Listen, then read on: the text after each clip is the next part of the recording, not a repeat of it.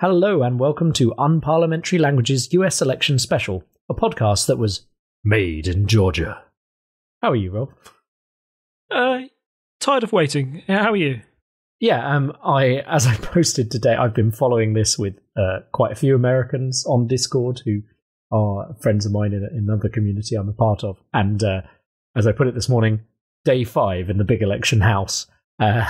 It's not as bad as 2000, but in 2000 I was like 10, so I didn't really notice. I just remember the only thing I remember about 2000 is that Florida was important, and by comparison we're on day 5, so let's hope it doesn't go on for 35 days like it did in 2000.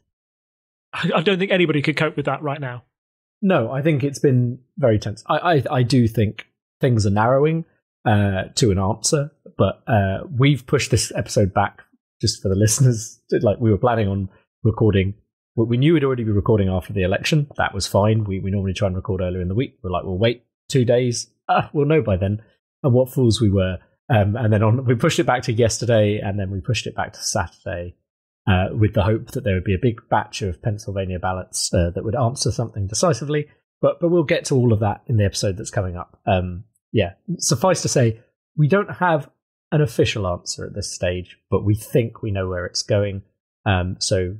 We think Biden is going to win overall, but we're going to have to discuss how we got there and how this reflects the polls, which we've been following pretty closely for the last few months.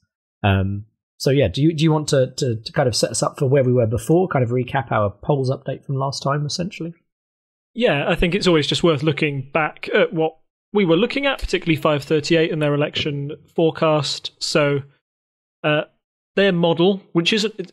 So what I will say about 538 is it's not a polling organisation. They model scenarios. So they look at the polls and then they run it through their own computer that tries to weight certain factors and say, right, if the polls are wrong by this much, we think there's a chance of this happening. If they're wrong by that much. And they also try and factor in other situations. So like Donald Trump is an incumbent, therefore he has a slight advantage because traditionally incumbents have always had a slight electoral advantage over a challenger. Little things like that.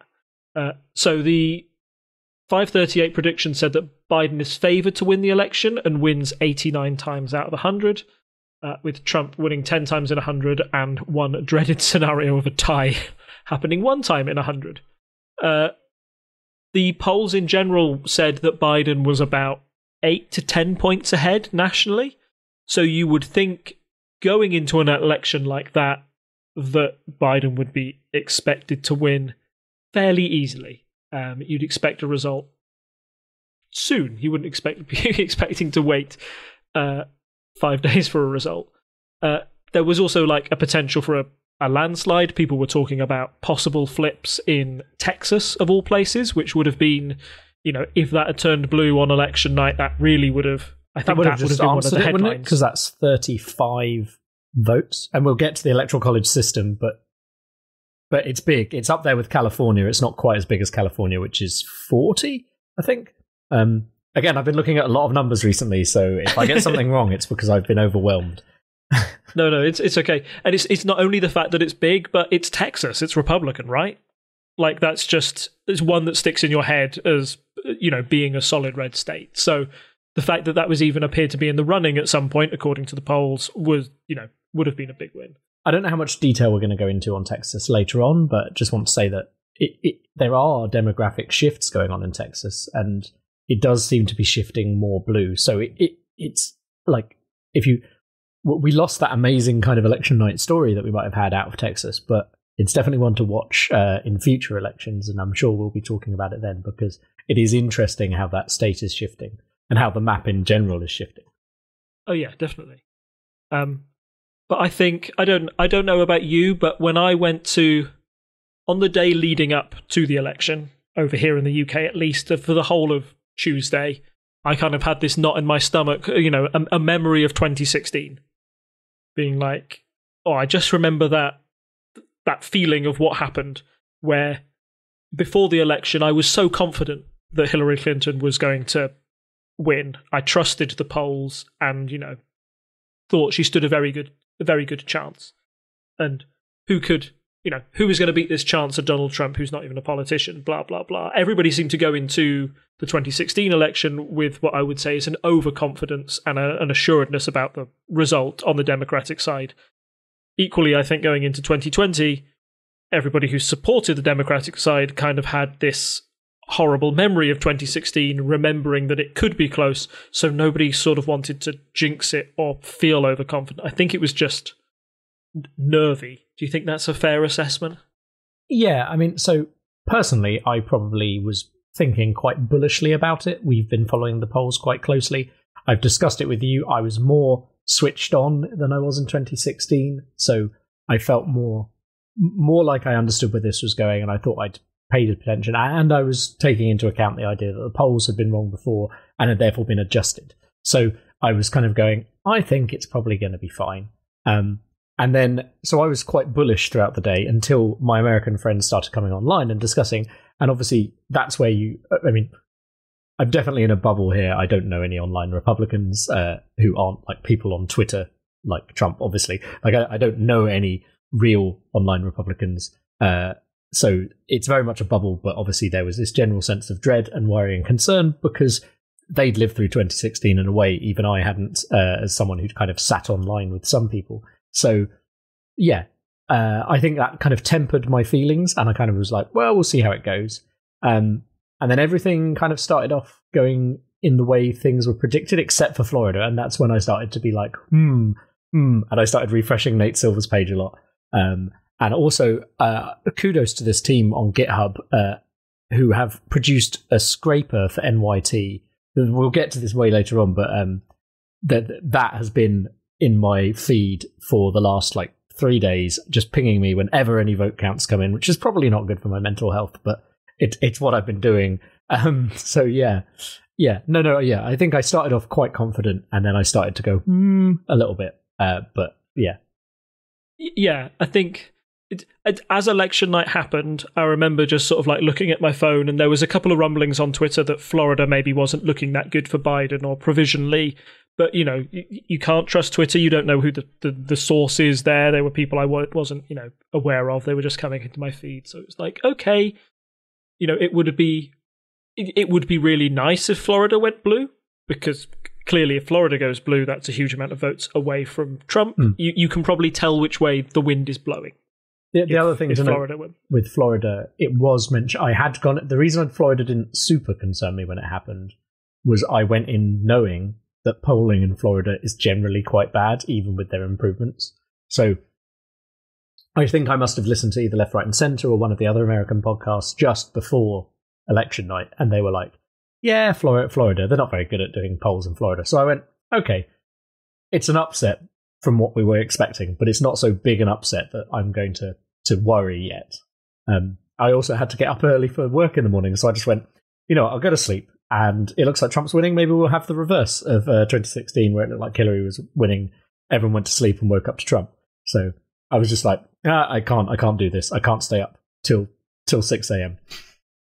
I did a kind of a similar thing. I went to bed thinking, I won't wake up. I won't look at my phone until I get up in the morning. And then, of course, I woke up at 3 o'clock, and I really tried not to look at my phone.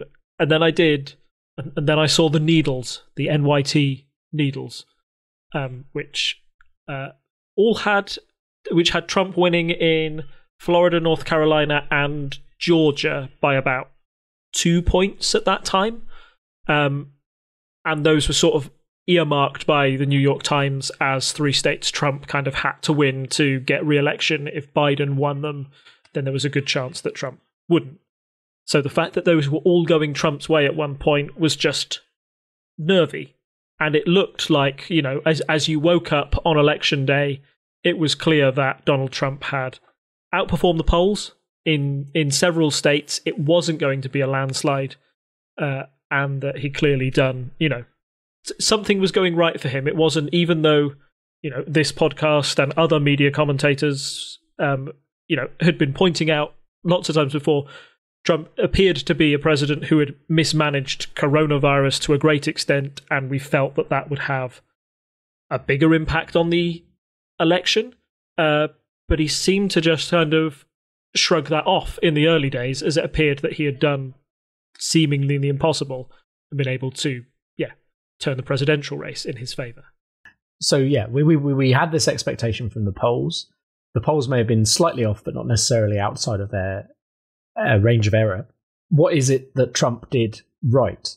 Because I think often we talk about the bubbles we're in. Our view of Trump has not changed, and the coronavirus pandemic has not gained any favours from our view of him. But how is that translating into the electorate voting for him? And in fact, with turnout so high, turnout higher than the last election, generally people say turnout will favour the Democrats, and it seems like he's managed to hold on to more votes than you would expect. Yeah, totally. I think he was able to buck a lot of the common assumptions that we've had about how certain demographics will vote. So, for example, we thought that the Black Lives Matter movement and everything that went around that would mean that more minorities would vote in favour of Democrats, and they would push away from Trump's, quite aggressive rhetoric against that movement. However, as it turned out, we actually saw a shift from non-white American voters towards Trump and away from the Democrats. Not a huge amount. We're talking like 4 or 5%, but enough that, it's surprising that somebody who can speak like that can still garner that many votes. Non-white voters have been a huge problem for Republicans ever since 2008, really, where the Obama's election, unsurprisingly, was maybe a high watermark for the Democrats, where they managed to capture so much of the black vote at that time. So it might be that pollsters and analysts have been taking that vote for granted, and maybe the Democrats were. They just thought, hey, we're the least racist party here. Hopefully non-white Americans will vote for us. That doesn't appear to be the case. One thing I wanted to add there is that in the past, people have generally lumped the black vote as a single vote, for example, and also the Latino vote. So I think, as with anything where you lump them into blocks, there is nuance in there. There's a very good episode of an NPR podcast that I'll put into the show notes when I remember exactly what it was, but it came out just before the election, talking about how there's always this focus on very narrow kind of white voter groups, and how the various campaigns have got better at focusing in. Like, you had the soccer mums when Clinton was elected, and now it's even more granular than that. They have these really specific groups of people that they try and target specifically, and this ties into the whole stuff about social media advertising and things like that. But they still tend to treat people of color as like distinct blocks based on their as I say, like either the black voters or the Latino voters, etc. And that's definitely seems to have been a failing for the Democrats, where they could have gone in and got more Latino votes, especially in places like Florida, where they seem to have turned away from the Democrats. Yes, certainly. And we particularly saw in Florida, the Latino vote shifted to Trump, where you can sort of break that down into former Cuban Americans voting for Trump. I assume the reason for that is if you've emigrated from Cuba into America, you probably dislike socialism. And if Trump's message was that Joe Biden is going to bring more socialism to America, that would turn off those amounts of voters. That wouldn't necessarily push them towards the cause. I will just pause a second, Wilco, because I've just seen a tweet from Alistair Campbell. Oh, from Alistair? I've just seen a tweet from Alistair Campbell that says CNN have projected Joe Biden as elected president, but I don't know where they get their sources from. CNN and NBC News have projected Joe Biden will become the 46th president of the United States. Yep. That's coming in via Nate Silver and Micah Cohen at the moment. I will screenshot that. So yes, it just came in. It just went to 30,000 in his favour in Pennsylvania. Breaking news. Yeah. Not the first time we've had breaking news on this podcast. We had Boris Johnson going into hospital, didn't we, before? Yes, we have indeed had breaking news on the podcast before. I'm just going to post that screenshot there. All of my American friends have just gone crazy in the other chat I'm in, so good signs all round. But that's kind of what we were expecting earlier on. Yeah. If I may be so bold, I think this would probably just be the tagline for our podcast moving forward. It's that they were probably waiting until news heavyweights like me and you, were ready to weigh in on the election before announcing the result. They were probably said, yeah, they're recording, now let's release it. Yeah. So, Unparliamentary language is recording, let's call the presidency. Yeah, so, well, that's good news. Obviously, some counting's still ongoing. We will come back to why Pennsylvania was so important in a bit, I think. But yeah, we'll leave that actual live news happening on the podcast. Yeah. I think I kind of had one more final point about why Trump did well. Maybe a few. Donald Trump appears to be appealing to working class American voters very well. He did lose a small percentage of white, non-college educated voters to the Democrats this time round, but he still has an unbelievable advantage among that group of people. So that certainly didn't collapse. And finally, this was marked as the COVID election. We've talked about how Donald Trump's potential mismanagement of the situation has led to, a large amount of deaths in America. And it was one of Joe Biden's key talking points. We assumed that would push the other big issue that's always an issue at elections, the economy, to one side. Yeah, we know. Yeah. I'm just checking. Yeah. We do. Just to add in, as I hear your lady wife coming in and informing us. But ABC News has just called it, as has AP. So that's pretty much everyone except Fox. So yeah. I think that's probably it. Which is good to know. I don't need to be refreshing these pages for the next 6 days. Yeah. I have He's this just gone feeling. for 273 to win. There you go. Hooray! Okay, it's not on my BBC yet, but yeah, no, not bad. We timed our recording perfectly then. New York is very loud, according to my friend. But anyway, my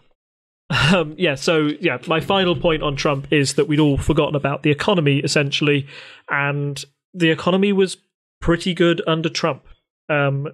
Apparently about I saw something the other day that said about 56% of people felt that they were now financially better off under Donald Trump, under his sort of tax cuts, and particularly amongst richer Americans, they certainly see the appeal of a president who gives them tax cuts, rather than a Joe Biden presidency that might see the rise of more tax rises to pay for social plans, Medicare, etc., etc. So, I think a lot of us, particularly on the left, went into this election thinking, oh my goodness, how could you vote for Donald Trump? He said all these awful things. He's mismanaged this crisis. Surely he's going to lose votes. But we did kind of forget what other people saw as the positives of Donald Trump when they kind of pushed the personality of Donald Trump to the side. I don't know what the best way to, how can you vote for Donald Trump as president if you don't like his personality that much? I get the feeling, and this is purely just a feeling, that there were a lot of Republicans who voted for Donald Trump because of the policies that he enforced rather than his Twitter rants and his misdirections and his various unpresidential way of handling things. So that is why this election, in my opinion, wasn't a landslide, and why Trump was able to raise, his own vote share and raise turnout for Republicans still on a massive scale. Yeah, and I think people are going to be dissecting the polls, dissecting this information and why people vote for Trump. Again, I'd point you to. There's a list an arm long of various podcasts I've been listening to the last week, especially the last few days, as I wanted any insights into what would happen, although I did think it was going the way it's just gone. Update BBC News have also called it now, and they were being very, very cautious. There we go. I think there's going to be a lot of analysis. One thing I want to be quite cautious on is, I think you posted something about charts, 5 charts, tell us about how the Americans voted. Those are based on exit polls, and the actual full information takes us 18 months to get hold of. So we won't truly be able to pick apart, demographic information for over a year and a half. And so there's definitely some stuff we can start looking at, but it's not based on a perfect poll in the same way an exit poll is not the same as the votes themselves. But yeah, it definitely seems like Trump did a lot better than people were expecting. Again, and maybe a bit of the incumbent effect. The problem is the plural of anecdote is not data, but there are a lot of good anecdotes on these podcasts where you have people talking about how, you have people who they actually had an example of someone who was like essentially hiding because they were an immigrant and they were going to be removed from the country, and they still said they'd vote Trump, and they gave their reasoning. And like, I think it's very important to listen to those stories and humanize why those people have made those decisions, because if you don't understand that, you're never going to win people over to your side, especially as things in the US are going more partisan, seemingly, and the same here in the UK. Like, you can't just come in and say, well, you're an idiot and you're wrong. That will only make people embed in their particular ideas, and if they're Trump voters, continue to vote Trump, etc. You need to kind of come together, and that's why I think it's been good. You've seen the speeches from Biden being very conciliatory, like, he's like, we're going to heal America, this kind of stuff, and that's the right kind of moves for a politician to be making at this point. And hopefully we will see America become less partisan. I mean, I'd love to see it. But yeah, we'll see what happens, obviously, going into a Biden presidency as we move forward. Let's move on to the roller coaster that was the last 5 days, which we now have an answer to. So Trump was doing well at the start of the night, and so this is kind of the inverse of the Hillary doing well at the start of the night and then it going to Trump. Why is it turned out that way? Because we know that we know more mail-in votes may be Democratic, etc., and those get counted later or last for various reasons. But maybe explain why, if lots of Democratic places were coming in early last time, we actually had a lot of Republican places coming in, or a lot of Republican-leaning places this time at the start, and then it started to shift. And also, where did it shift? Yeah, so I think the main shift is just the mail voting. I haven't seen another reason for, that's why there was this late push for the Democrats. I think Republicans' results maybe this time came in earlier because if you are getting results from rural counties, and rural counties appear to be pushing further towards a Republican side than a Democratic side, they'll come in first, you'll count those, and it'll appear like the Republicans have a lead in that state. Even if people decided to vote in person, those ones in the cities, they'll have far larger vote counts, therefore they'll probably come in later in the night anyway. Add on top of that the fact that you've got lots of mail-in votes, which appear to be, particularly in places like Pennsylvania, disproportionately Democrat. That means that it can create this illusion of a two-horse race where one candidate appears to be ahead and the other one catches them up, which is kind of, we'll get onto it later, but that's the main Donald Trump complaint, isn't it? That, I was leading, where did they find these votes from to overtake Donald Trump? The point is that they didn't find the results anywhere. All the votes have already been tallied. It's almost like everybody voted at the same time on the same day, which they did, but you just can't count them at the same time. That's why it gives this sort of like illusion of back and forth. One of the reasons why those mail votes are overwhelmingly Democratic is probably because of the way that the candidates promoted the safe way to vote. We know that Donald Trump put a lot of doubt in people's minds about the validity of mail-in votes. It was one of his constant refrains during the election campaign, saying that, that it was unsafe, that it increased voter fraud, even though there are, despite the attempts of Twitter and every major media news organization to inform voters that no, there is no voter fraud essentially associated with mail-in ballots. The message appeared to be taken up by Trump supporters who would go to vote in person rather than mailing, whereas Democrats did have faith in the mail-in system. And maybe if you can link that to the effect of the corona pandemic there as well. It appears that, I don't know why the coronavirus is being politicized in left or right terms, and that is one thing that personally frustrates me. But it does appear that, Democrats wanted to be safer, avoid, places on polling days. The safest way to cast your vote is by mail. and also, as we've been talking about before, there seems to be very few floating or independent voters this time. A lot of people have made up their mind in advance. I imagine that a lot of Democrats have known since 2016 that they didn't want Donald Trump as their president and have just been waiting for the earliest possible convenience to send a vote in that might get him out of office. That's why I imagine that loads of people did that in their droves.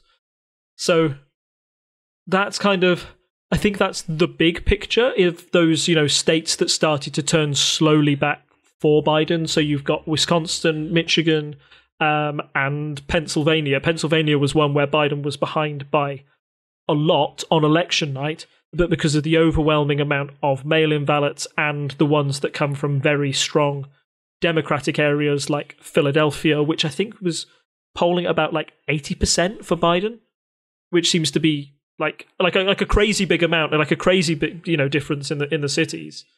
That's what can cause such a huge swing. I will share now this link to this amazing GitHub site that appeared. And there's a testament to the people who created it. You can check more on their GitHub repo. But they basically started scraping the New York Times data, which was coming in, the New York Times has a map. They show you how many are left to count, etc. But it's very simplified. And so they started tracking and scraping that data and producing this website that has, it looks so much better than it did 2 days ago when it started. And it was just a very simple votes in, margin and percentages. And it started to show you the trend that people had to keep up. So it would say Georgia, for example, which is looking like it will just be narrowly staying towards Biden with about 7,000 votes at the moment. It would say Trump needs 70% of the incoming remaining votes, and now Trump is averaging 30%. So it gave you a very good understanding of how votes are affecting things, and by doing a rolling average of the last 30,000 votes to be called, it generally smoothed out any real problems. So if you saw a sudden load of Trump votes come in for a particularly Republican county, you wouldn't be worried, which was quite nice for soothing the nerves. But also, as you say, you see how they were coming in. If I just expand Pennsylvania, which is currently shrunk on here, let's start Pennsylvania where it started to tip. Well, probably any time from 2 days ago when there were about 300,000 votes still to count. There was a margin of about 50,000 towards Trump. And each set of votes that was coming in was between 70 to 80% Biden. And then you get some counties coming in 87% Biden, 87% again. And then, it was kind of all over at that point, and it started to just keep going. And Trump needed to get 54%, 55% of the vote from then on. And he was just averaging less than 30 in every single bundle of votes that came in pretty much. So it's not surprising if you've been following numbers like that this is how it's gone. And that's the kind of thing they'll be following in the decision desks around the US. And it's been interesting to watch it from that kind of angle, and would definitely recommend people going and looking at this website, which is still updating because votes are still coming in. So that is an incredible website. I wish I'd known about this before. 538 had been my place to be, and they've been doing a bit of the numbers because kind of with election, it's always about the numbers, isn't it? That's the pure data of it. It's for me, it's why I love cricket, because it's all numbers. And this is again, okay, Trump is, sure, Trump is 190 for 7, chasing 230, but it's a very sticky wicket. And actually, the bowler's on fire. He's taken 2 wickets in the last 5 balls. Anyway, I'll move away from that cricket analogy. Tom Holland did a wonderful cricket analogy on Twitter. I did see that. That was shared to me as well. Multiple discussions about how in a proper democracy you wouldn't have the electoral college, but you'd have someone having to make an agreement with both sides before going and kissing the Queen's hand, and then searching around for bombs and then picking up the ceremonial mace, as happens in all good democracies. Of course, yeah. Twitter has been great. I try not to stay on Twitter too often, but Twitter has been both hilarious and necessary the last 5 days to get me through this. It's the constant scroll, isn't it? It's just that's what I've been doing. Just there was a time where it was just okay, scroll, see what happens. Trying to get the latest updates as I can. But that scraper website is incredible. Anyway, moving back to things. So I just wanted to, we've talked about the revenge of the cities, about what Trump was doing why did Trump lose then? Because now we've had this prediction in that Pennsylvania has, called for Joe Biden, and that brings him over the magic mark of 270.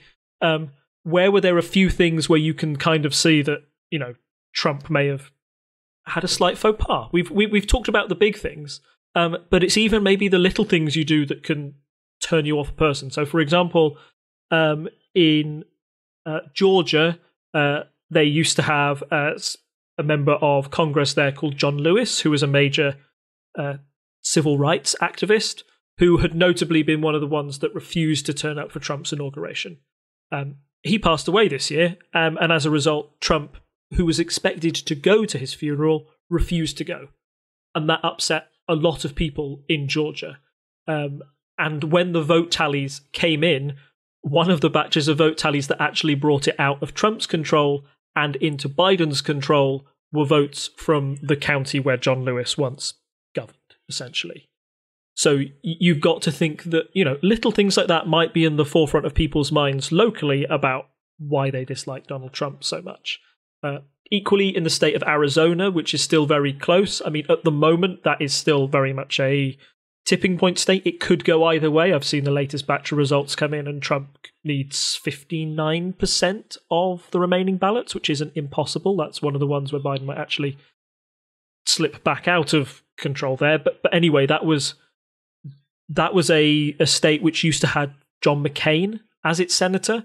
John McCain and Donald Trump famously had many disagreements during their time in office, most notably John McCain voting down Trump's attempt to defund some of Medicare and some of Trump's medical plans that he tried to do in 2017. And even after McCain passed away, Donald Trump has not been very nice to John McCain and the McCain family. So that might be one of the small reasons. If you've got Republicans who will vote Republican down ballots, so they'll vote Republicans in the House, they'll vote for them in the Senate, but pick Joe Biden for president, when you've got states with such small margins, being mean to one of the previous senators might be enough to actually lose you that state. So I thought those two things were, worth picking up on. And finally, as I've put down there, Donald Trump has made it, the way he's been able to garner so much support is by having this big narrative of it's the cities versus the rural areas. It's a culture war between these two. And he believed that, if he waged that same war, he would be able to win again because it was enough to get him the Electoral College in 2016. He felt he didn't really need support in the cities. As we've mentioned earlier, with Pennsylvania and places like that polling so heavily in favour of Biden, we're not talking a 60-40 split, but when it becomes 80-20, that is really enough to put a big dent in your electoral chances. So that's why, even though those rural votes came in first, those votes from the cities came in later, and that's what really was the final nail in the coffin for Donald Trump's presidential hopes, and appears to be in Pennsylvania, where we've had that news, which I'm quite happy about. I know we try and talk in measured ways about British politics, but I feel I'm quite happy declaring that I'm happy about this in the US.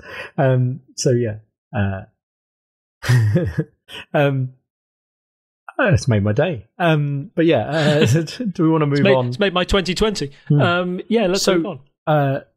So we're talking about how how the electoral map has got slightly changed, probably due to Trump's missteps, as you say, in these areas, and especially in areas where margins have been very close. It will be, if that's what decided it. He was never someone who thought through what he said necessarily. Like, he would always speak off the cuff, but there's a reason politicians don't do that very often.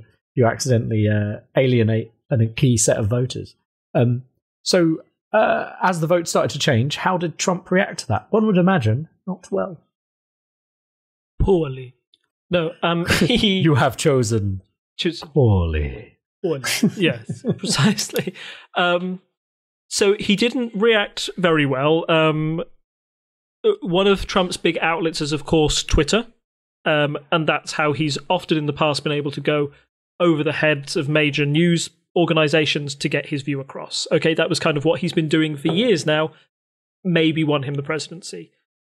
he starts to make claims of voter fraud as a reason why he may have lost the election. Twitter reacts by essentially censoring these tweets. You can click through and view them, but it stops those tweets that essentially try and, claim that they've won states that they actually haven't won when they haven't been projected by the Associated Press. So there was one tweet by Eric Trump that said, "We've won Pennsylvania," which I imagine will be framed on Joe Biden's wall or something now, because it seemed like a terribly bad call at the time. Not only was it a terribly bad call, but the other reason that's hilarious is it's in line with the famous photo holding up the newspaper that got it wrong. Oh, Dewey defeats Truman. Yeah. Yeah. Very much that kind of flavor of stuff. But yeah, so those tweets are being not blocked, but come with this massive disclaimer under them, which probably isn't helping Donald's temper at all, as he feels he can't get his point of view across. One of the ones that did make it through the filter was just an all-caps tweet saying, "Stop the count." Yes. I've seen so many jokes based off this. Yeah. Birthed many memes saying it also could have been a tweet from the Baudelaire children. There were, many examples of Sesame Street's Count Von Count, basically refusing to stop counting votes. And even Southampton football team last night, they they won, which put them top of the Premier League, and they tweeted a photo of the Premier League with just the caption "Stop the count," which kind of, to me, underlined the ridiculousness of the situation. Everybody kind of realised that you can't just stop something halfway through when you're winning. That's not how these things work. So that was his initial reaction. Then on... Is it not last night, Thursday night for us over in the UK. I think it was about 7 p.m. Over in America, Donald Trump called a press conference to put forward his views on the election. Have you seen any of this, Tom? Because did you watch it live? I didn't watch it live. No, I think it happened. It either happened stupidly late or it happened at midnight. It happened like at quarter to midnight to quarter past, because I should have been going to bed and then sort of went, "Oh, I'll wait up for this." Yeah, I think I was so busily refreshing everything. Yes, no, yeah, I was busily refreshing everything, and I basically the important parts of his speech will filter through to me via my friends. And so, yes, I basically saw clips. I saw, obviously, the now famous photo of Trump with the giant exit sign in the foreground, which was doing the rounds. I saw bits of his speech, yes. But not that I haven't sat. I mean, he doesn't deserve to have the whole thing watched, in my opinion. If the US news are cutting away from him within a few minutes of him starting because he's wrong, it was mad and has birthed 1,000. Like, let me see if I can just grab the article here. This one's from the BBC, but the Guardian did one where you don't think you're ever going to stop scrolling, where it's just that speech fact checked. It was one of those speeches that I kind of just watched in like shock. It was like a car crash. He came out and he was very low energy, which is odd for Donald Trump. Okay. And he just repeated these allegations in a downcast mood with no evidence. It was just like things he'd heard off the street.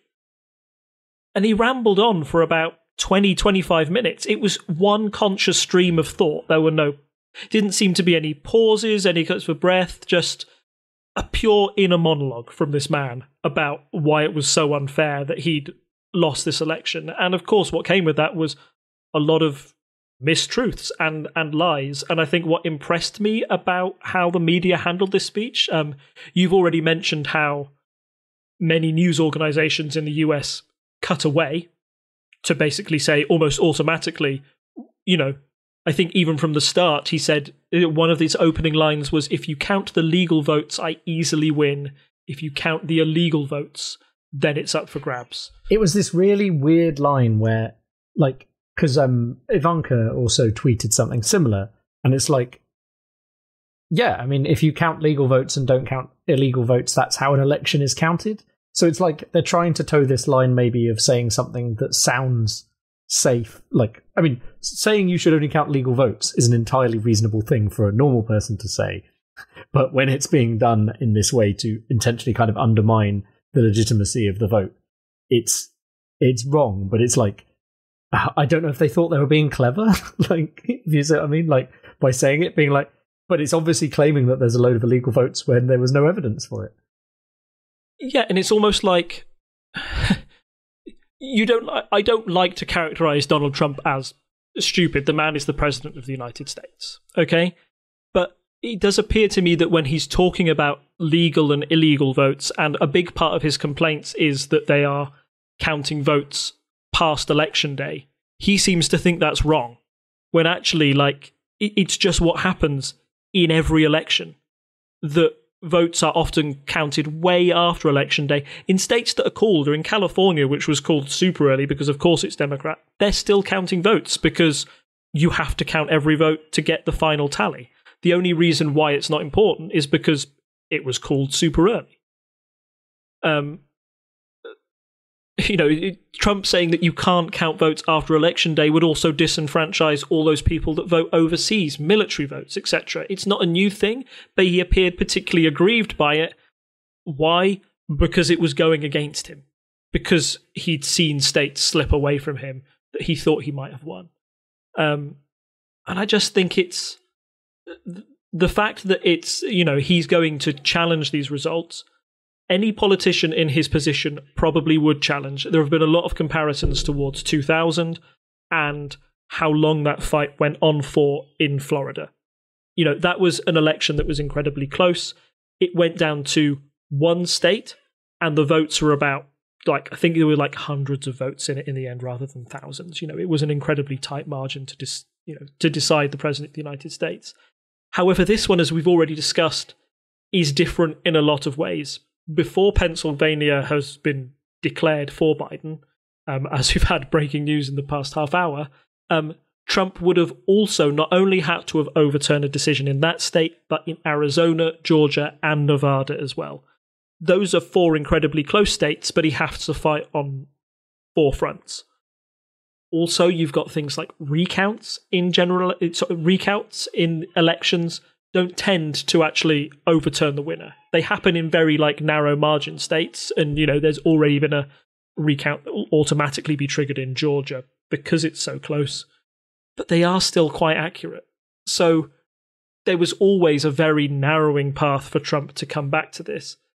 The way he's tried to undermine democracy is disheartening. I've seen on Twitter, and I don't know if you have, examples of concession speeches from former Republicans, particularly John McCain, who notably, when he mentioned Obama's name, the crowd booed, and he worked to calm them and move on and say, first and foremost, I am an American who wants my president to succeed.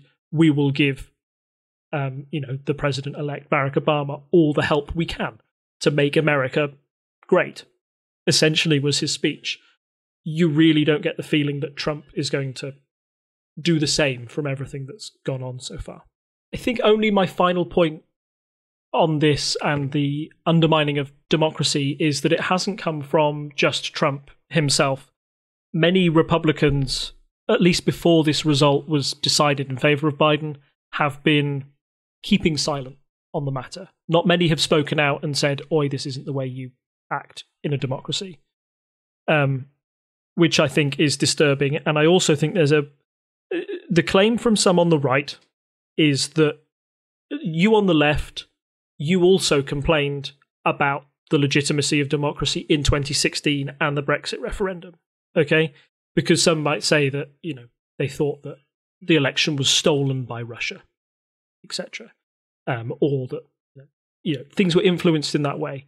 I think there's a big distinction between the two, and it annoys me, and I just want to say it on a personal level, that when the Brexit, I'm going to take Brexit as an example, but you can apply it to 2016 as well.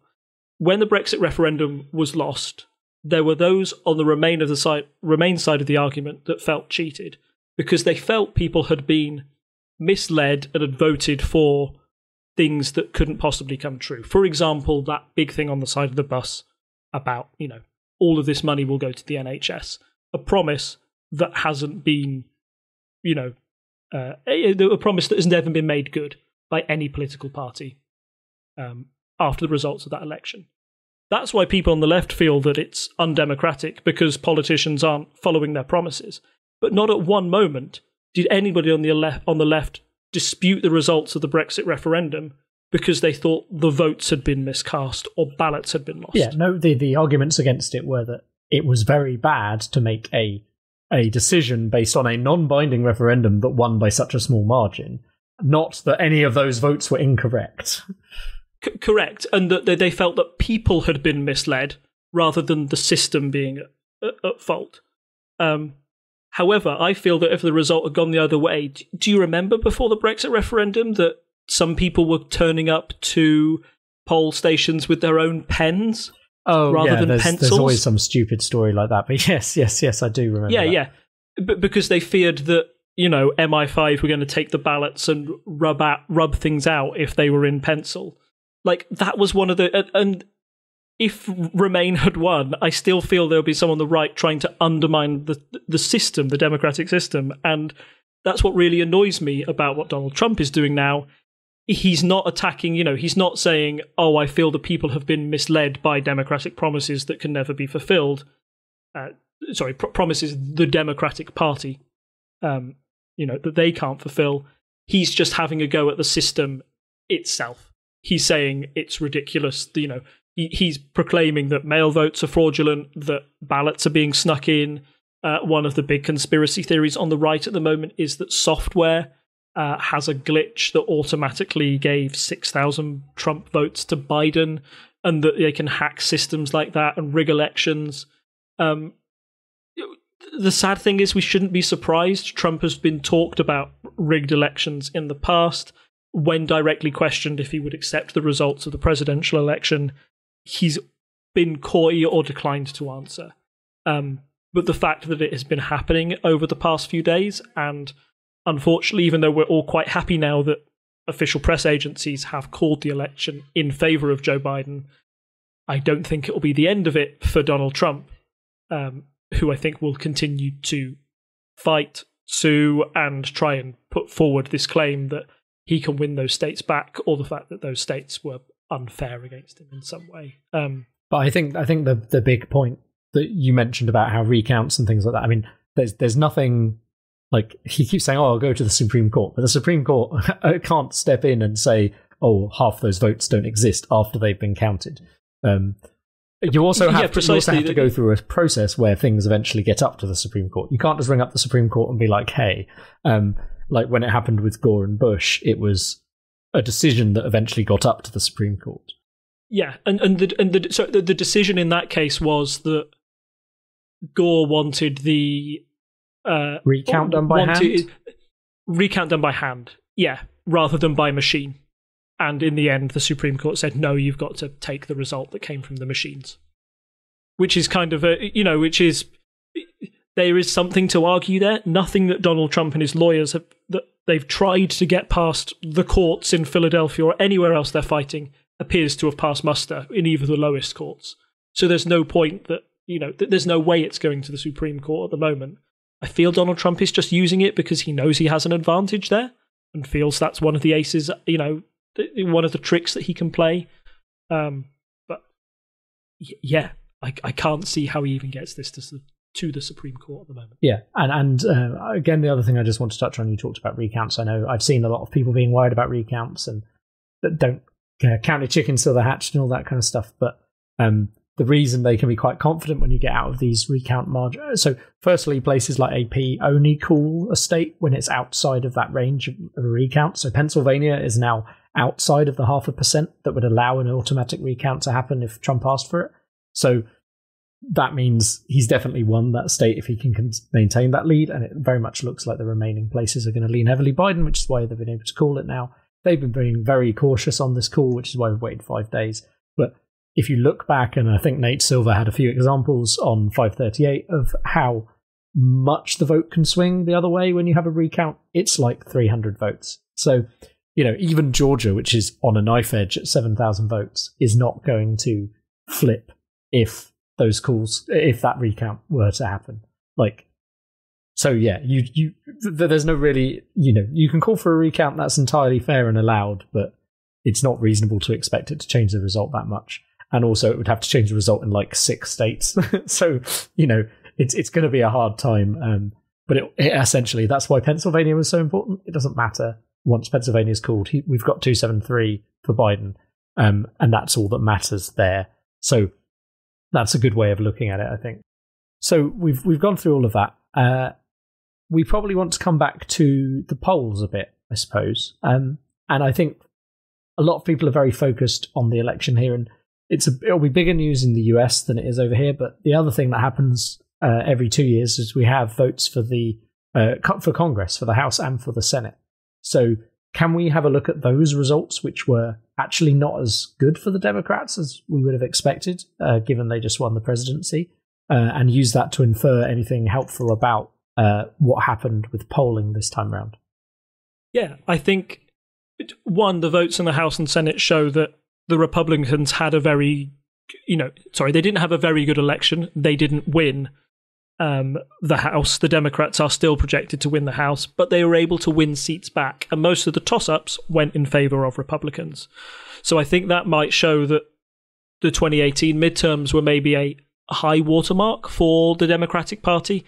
It was certainly a feeling that when you get elections that happened in 2016, where the Republicans took control of the Senate, the presidency, and the House, it's very rare that all of those three are in line, and that paved the way for Donald Trump to make big changes, if he wanted to, within those 2-year periods. Now, as it happened, Donald Trump failed to get many of his campaign ideas off the ground, most notably the push to sort of defund Obamacare that failed in the House and Senate, but it was very close and required a Republican rebellion. I think that was a catalyst in 2018 to really push the Democrats to win seats that they'd never won before. Now I feel the public are trying to push back slightly against that. They like a bit of balance. I think the public do actually want the parties to work together in Congress. We've had a lot of time of deadlock. This is like a personal opinion. But the Republicans were certainly able to, push back in the House and may even get control of the Senate or retain control of the Senate. There are 2 very important runoff elections that will happen in Georgia, and that will probably decide the fate of the Senate and if that goes Democrat. But it wasn't the landslide, the disaster that they were expecting. Going back to the polls for a minute, so we've already touched upon how polls might be difficult to track in certain states. You mentioned that you always knew the polling was rubbish in Florida. And a polling error there means that can throw out a lot of people's predictions about how the election goes. There are also a lot of talk about shy Trump voters this time round, which is kind of a new term for the American audience, and it appears to come over from what we use over in the UK about shy Tories. Most predictably in our 1992 election, where Labour were predicted by most polling organisations to win that election quite easily. John Major actually came out of nowhere and won, and one of the reasons people thought that was because people secretly still like the Conservatives, were too ashamed to say they did in public, so they lied to pollsters. I've been following Nate Silver's thoughts on this in particular. Nate is pretty much pushing back against the idea of shy Trump voters, and I kind of am inclined to agree with him to an extent. For example, when you see Trump voters on television, do they appear very shy? Not really. Most of them like to wear it on their sleeve. And there isn't sort of that, I think, maybe cultural difference in America that means that people are less shy about their political affiliations. Why the polls might be getting it so wrong, and this might be a more worrying long-term trend for them, is that pollsters simply can't reach Trump voters by phone or have these long drawn-out, to be part of those polls, it requires quite a lot of participation from the user. You really want to be in that. So if Trump supporters are just more likely to push away pollsters when they approach or are uncontactable, then pollsters are never going to find out what they think about the situation or how they're likely to vote. they can try and pick up a few Trump voters and put that into their models. Everybody's trying to recalibrate their models and predictions to reflect that of the general populace. But if on large they just can't reach Trump voters, then the polls are always going to be out. So I think that's one of the big reasons, actually, either like a shy Trump or that they're unable to be getting reached. Whatever it is, we've seen that it's consistent in the past 2 presidential elections in particular. Trump is appealing to a huge swathe of voters. We said that turnout went up a lot. One of my personal reasons why I think the 2016 pollsters got it wrong was because Trump was able to motivate a large demographic of voters that had never voted before. And I still think that he is unique in that way, as in he is getting people to the polls who thought once that their vote didn't matter. They believe in Trump. They're willing to get out there.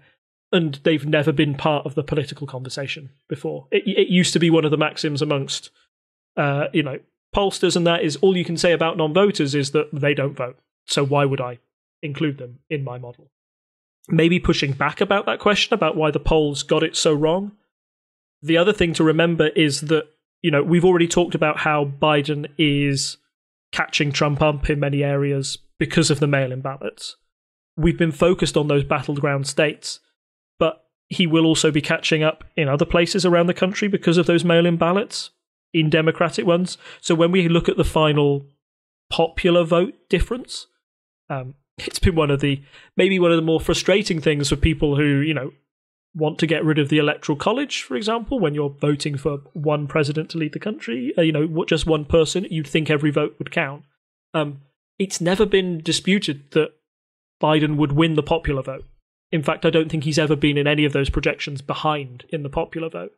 The problem was always going to be the Electoral College. So maybe when you have a look at that 10% difference for Biden and Trump, that might be, maybe not to 10%, but a slightly reduced margin. It will still seal quite a clear victory for Biden over Trump in that popular margin.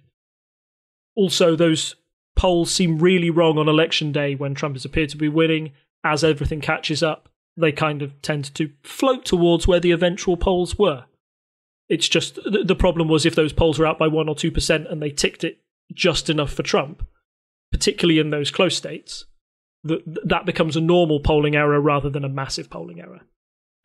So I do think people are very quick to jump on pollsters at the moment. We've had elections in, like the referendum, 2016 and 2020, where pollsters appear to have got it wrong to an extent, but not as wrong as we all thought. And it is another tactic of the Trump organization. I remember in his speech, he said that Trump attacked the polls, saying that those big margins between him and Biden were voter suppression.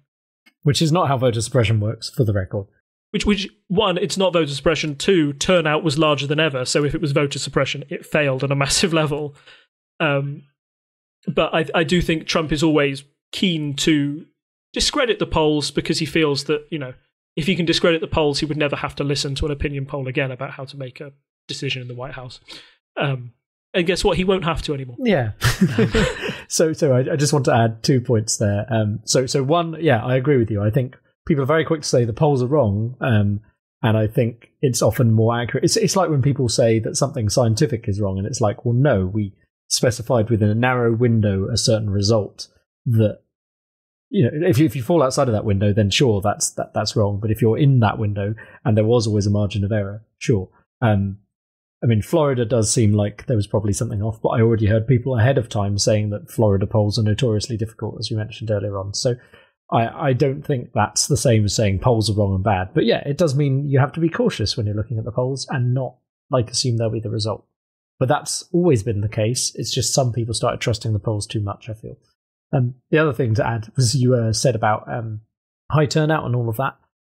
One comment I saw floated was that it may actually be in retrospect that Hillary Clinton was not a bad candidate, that Trump had a certain power that he still managed to bring to this election that bucked trends. And that was part of the reason that he managed to get in the first place.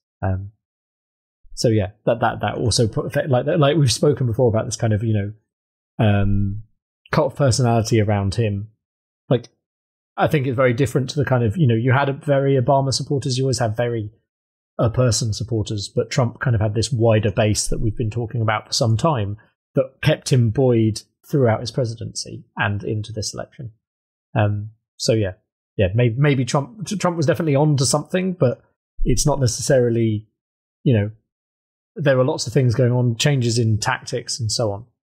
So here we are in this position where Biden has been declared the winner.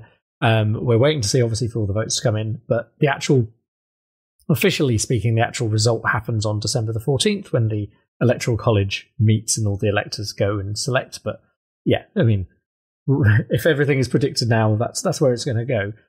But we now have this slightly odd situation in the US compared to in the UK. We have the election, Prime Minister swaps over the next day.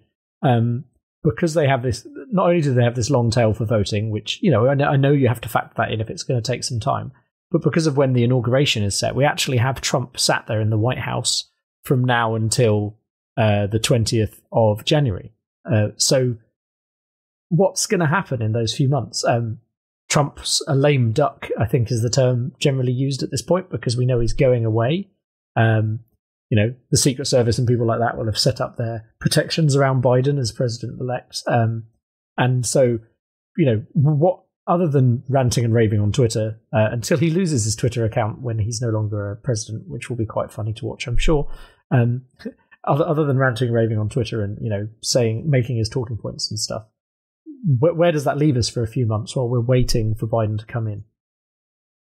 Yeah, I think it's a bit scary in the fact that we know that the coronavirus pandemic is only increasing in the United States at the moment, and you would like to see decisive action on that.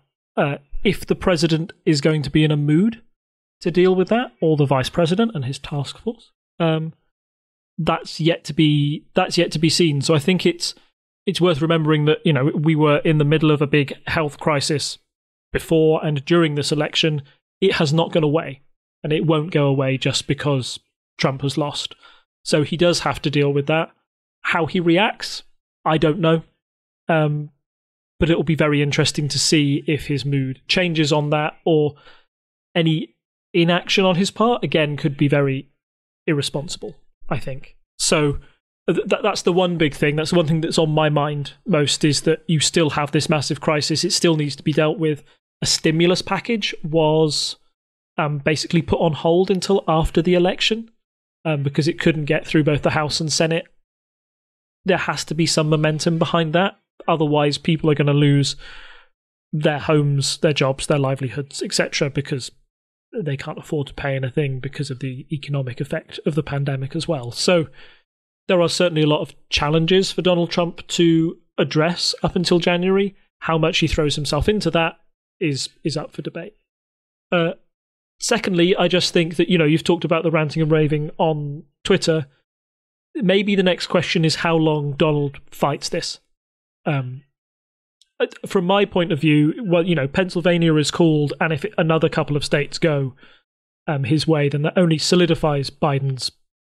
Yeah, I mean, just again, live update, NYT has just called Nevada for Biden while we've been talking. So not everyone has, but again, that's now 279. And at the moment, and I appreciate this may change by the time this is edited up, but at the moment it looks like it's going to be 306 for Biden if he wins the remaining states that seem to be going his way. So yeah, it could be, it could look like a very large win when we're all done and settled. So it's important to kind of have this discussion now, I think, when we're in the middle of all of this and it's been a bit stressful and a bit worrying and close. It'll be interesting, like in retrospect, it won't look very close because of how the Electoral College works. It's definitely not looking close on the popular vote. So it'll be the states he's flipped as well, Biden. He's almost flipped all the ones that Donald Trump did back in 2016. It's weird. It's like we're seeing a new set of battleground states come into play now as the electoral map changes. If it was 310 to whatever the other figure is, I can't remember. What did you just say? I think it would be 306 was what they were saying. That's definitely what 538 are predicting. So that assumes that Trump gets Alaska, which is pretty much a sure thing, North Carolina, which I think is a sure thing at this point, and then it leaves Arizona state. So Arizona is the only one where this may fall through, where the lead has been been narrowing a little bit with the votes coming in, but people still think it's going to go to Biden. And then there's Georgia looks pretty okay now, I think, because I don't think there's any. I think like Georgia, I think they just keep making minor changes. Oh, actually, no, they now have 5. They added a whole 5,000 votes. So Biden won the last like tranche of votes from Georgia as well. So he's got a decent margin there. But the votes remaining estimate has kind of disappeared because they're now they're doing things like the provisional ballots and other things we've touched on that come in later. So they don't have any more votes to count, as it were. They're just dealing with irregularities and things like that. So Georgia is pretty much there, as I understand it. In 2016, Donald Trump won by 304 electoral votes to 227. So it'll almost be an exact flip back, from what, the Republicans had to what the Democrats have now. So that'll be interesting to watch. The other thing that will just maybe be interesting to watch with how Trump deals with defeat is that there are a lot of traditions set by previous US presidents. The concession speech is one. Another is a letter to the next president, basically wishing them well. There's a whole inauguration ceremony which deals with a transfer of power and, the other president has to be there. It was said back in 2017 how difficult that must have been for Barack Obama to do it with Donald Trump coming into the White House, because Obama was the man that Trump had really rallied against, wasn't it? So that's why Trump got into politics, because he felt he wanted to one-up Obama in a way. I wonder how Trump will be able to deal with Obama's vice president usurping his position and coming into the White House. I think the personal conduct with Donald Trump will come under scrutiny over the next few coming months, and we've always known that Donald Trump is unpresidential. He's not conventional in many ways. It wouldn't be a surprise to me if he breaks convention on several of those things I've just talked about. Yes, no, I don't think that would be surprising to any of us. It's already there are reports. Oh, yeah, it would be a shame, but there's reports going around that he's like saying he won't leave the Oval Office and stuff like that. And I know that the Biden campaign then tweeted out that it's fine, we won't have to do anything. People are very good at removing people who aren't meant to be in the White House. Like the US departments underneath take their jobs very seriously and they don't care. They're very good at doing this, basically. So yeah. It will all be fine, but it will be a shame if things like that, like if Trump just out of childishness is going to ignore those norms. But yeah. Oh, so 4 years. Has it felt for you? 40 years? Feels weird. I'm feeling maybe that'll be that'll be next episode, or a reflection on the past, the Trump years. It does feel like an end of an era, right? Like, it's just kind of sinking in, the result. I think that's why I'm saying that. But it does feel like I don't think, because of the turnout Trump was able to get, I don't think this is the end of Trumpism within the Republican Party.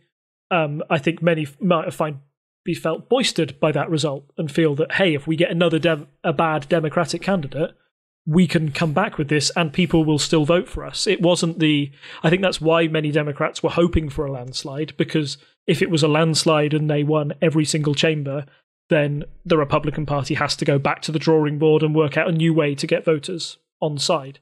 The fact that it wasn't that, and it didn't seem that people were pushed away in their droves, means that I think there is, unfortunately, a future for a Republican Party in the mould of Donald Trump. However, I don't think that it can be Trump again.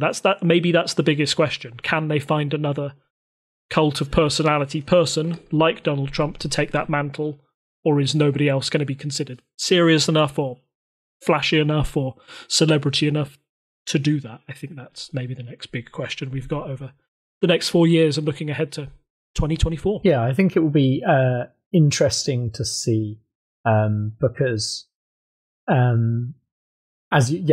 that there's been speculation already who would step forwards, because obviously some people are saying Trump will try to run again in 2024. We'll see, if that's what he tries to go for. But I would wonder if someone like Eric Trump or Ivanka could be like the suggestion, because they could go for someone younger who fits into that mold. But yeah, I think it's definitely too early to start thinking about that right now. But maybe something that will start to become apparent in the next year or so. because the US cycle is a bit ridiculous. At least Biden won't start his re-election campaign straight into the presidency like Trump did, but because Trump loves a rally, at least, but Biden will actually get on with governing, hopefully. But yeah, I could see that being the idea, and I don't know how that would pan out. I just don't know enough, but I could see people going for that idea and then them trying to say, because one thing we've noted with the down ballot votes is that where Republicans have fielded women candidates, they've generally done quite well. And so while there might be a turnoff of women from Trump specifically, when they have the option of picking between a female Democrat or a female Republican, it does seem like those seats can swing Republican. Obviously only in battlegroundy areas. But there does seem to be that, so maybe there would be an argument for trying to put Ivanka or someone else in as the candidate and use the Trump name, but while having someone who can appeal to those voters as well. But again, I think it's too early for us to really be speculating on that. It's just a good thing to mention so that people are aware it's a thing to think about. 2024 is only 4 years away. So yeah, hopefully, if all goes well, Biden will do well. The US economy did seem to be doing well despite coronavirus, bouncing back. In fact, that's the thing worldwide, that economies seem to be bouncing back faster than people had anticipated. So, the economy, as I say, it's the economy, stupid. So if Biden can keep a good economy for the next 4 years, he could be in a very strong position coming into 2024. So we'll see how that goes. Yeah, I think the next challenge for them is to win back those working class voters at a bigger pace than they did this year. That's what the Democrats used to be their bread and butter.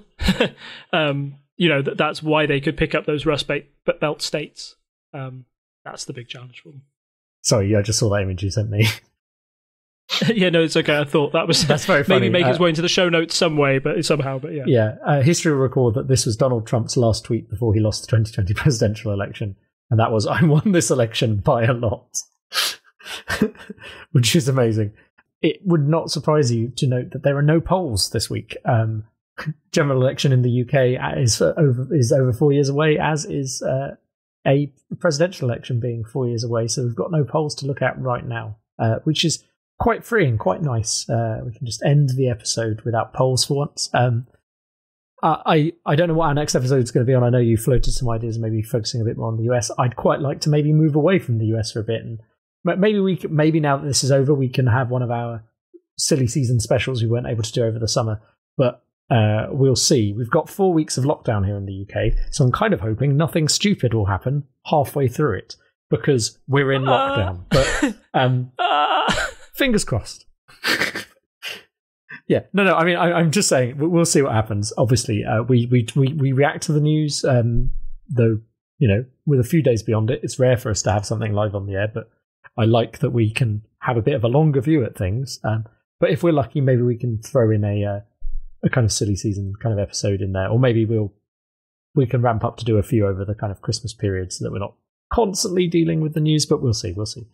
As always, you can find us in all the usual places: on Facebook as Unparliamentary Language, on Twitter and Instagram at Unparl Podcast, on Reddit at /r/Unparliamentary. And if you want to go and support us, keep us in microphones and web hosting, you can head over to patreon.com/TTSS, where you will find that there are bonus 10 to 15 minute preamble episodes where Rob and I just chat about life, how things are going for us in lockdown at the moment, and various other things.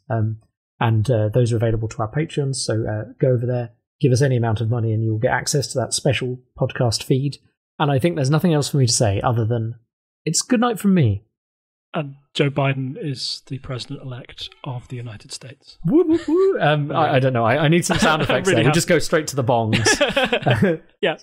Maybe the sound of people in New York happy in the streets. But yeah, Joe Biden's won. Woo! And that's it. Okay, I'm going to stop recording. Bye. Bye.